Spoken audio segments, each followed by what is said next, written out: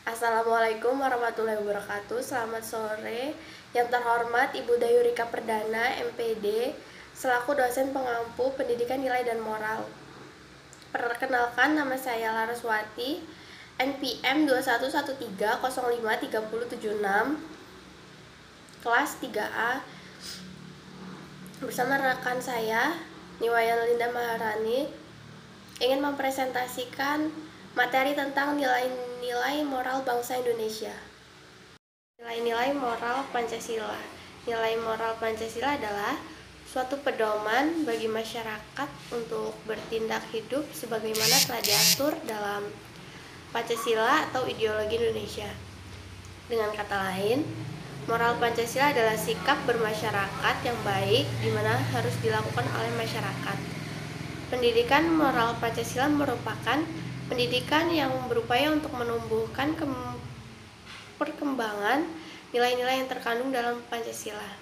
Pengajarannya menitik beratkan pada penghayatan dan pengalaman butir-butir Pancasila yang terdapat dalam 36 butir Pancasila, sebagaimana termuat dalam Tab MPR RRI nomor 2 MPR tahun 1978 tentang pedoman penghayatan dan pengamalan Pancasila atau Eka Prasetya Pancarya.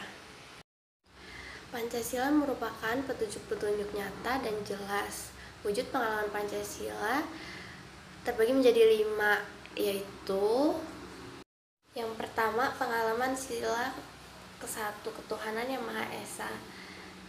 Yang pertama ada percaya dan takwa kepada Tuhan yang Maha Esa sesuai dengan agama dan kepercayaan masing-masing sesuai dasar kemanusiaan yang adil dan beradab. Yang kedua, menghormati dan bekerja sama antar pemeluk agama dan penganut kepercayaan yang berbeda, sehingga terbina kerukunan hidup.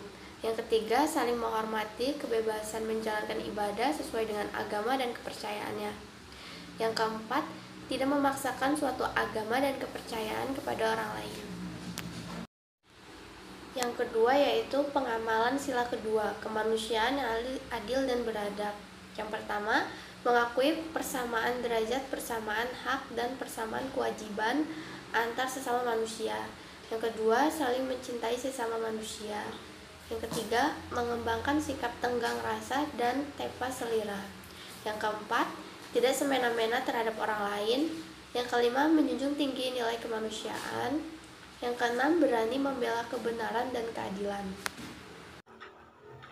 Baiklah, izin memperkenalkan diri. Nama saya Niwayan Linda Maharani, NPM 2113053181 dari kelas 3A. Di sini saya akan melanjutkan materi mengenai nilai-nilai moral bangsa Indonesia ini pada pengamalan sila ketiga, Persatuan Indonesia. Adapun pengamalan-pengamalan tersebut antara lain, yang pertama, rela berkorban untuk kepentingan bangsa dan negara. Yang kedua, cinta tanah air dan bangsa. Yang ketiga, bangga sebagai bangsa Indonesia dan bertanah air Indonesia. Dan yang keempat adalah memajukan pergaulan demi persatuan dan kesatuan bangsa yang Bhinneka Tunggal Ika. Adalah pengamalan sila keempat, kerakyatan yang dipimpin oleh hikmat kebijaksanaan dalam permusyawaratan perwakilan. Adapun pengamalan-pengamalan tersebut antara lain, yang pertama, mengutamakan kepentingan negara dan masyarakat. Yang kedua, tidak memaksakan kehendak pada orang lain. Yang ketiga, mengutamakan musyawarah dalam pengambilan keputusan untuk kepentingan bersama.